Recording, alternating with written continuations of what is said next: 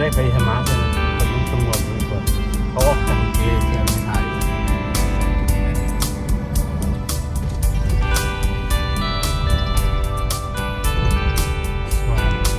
ผ่านรถ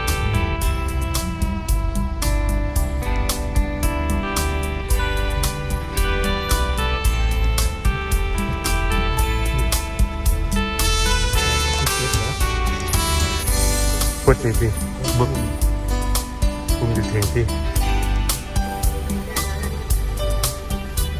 มาบัดนี้เขาอยู่ทางด่วนแล้ว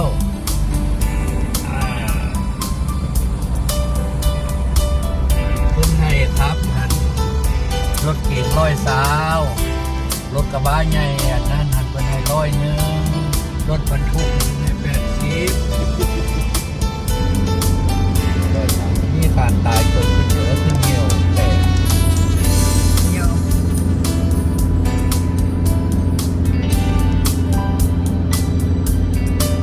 แต่ตอนนี้เขาขับอยู่ทางด่วนเด้อเดี๋ยวนี้เขาขับมี120กับพี่น้องอยู่อเมริกาก็บ่ต้องตกใจดอกมาแล่นไว้120แล้วก็ซัด75ไม้เฮาให้แล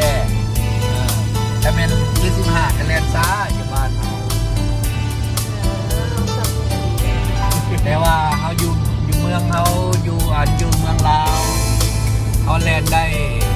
120ก็ไว้หลายแล้วเพราะในตัวเมืองเวียงจันทร์เราครับมันประมาณ5-60แต่ยังไม่ได้5 ไม้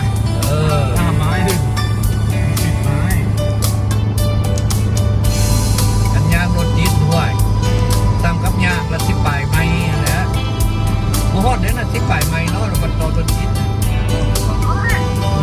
เวลาเอาทุกเกตเวลาอีกนิดโอ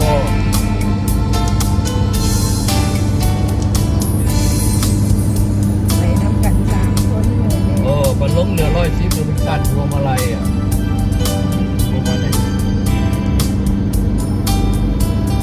ครับขาย110เป็นไปเซาแบบนี้ครับขาย110เป็นเซา